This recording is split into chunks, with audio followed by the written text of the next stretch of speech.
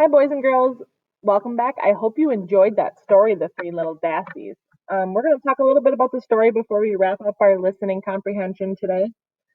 So, in this story, we talked about three animals that each built a shelter, which was one of our vocabulary words today. This story was a fantasy story, and remember, fantasies are made up stories with characters, setting, and events that could not exist in real life. And they also had a problem and solution in this story. Okay, so these characters couldn't really talk in real life, and that's how we know it's fantasy and made up, right?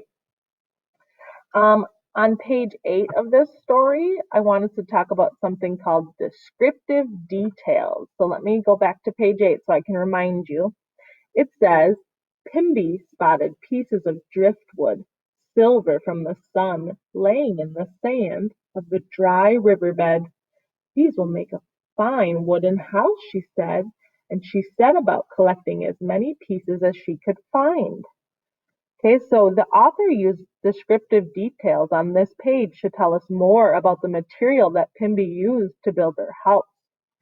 He really explained what the things looked like, and we could really imagine it in our heads even without seeing a picture of it. Um, and then after you read, I wanted you to be thinking about what you learned about building shelters, okay? So, if we could discuss in real life, if we were in a classroom, we'd be talking about the materials that the Dassies used to build their homes. So, I want you thinking in your head about the different materials that they used. And if you had any predictions before you heard the story, if you were right about the materials that they were building, or if this story reminded you of any other stories you've heard before. And then at the end, um, a good reader, remember, retells the story. So I'm going to give you my retell of the story.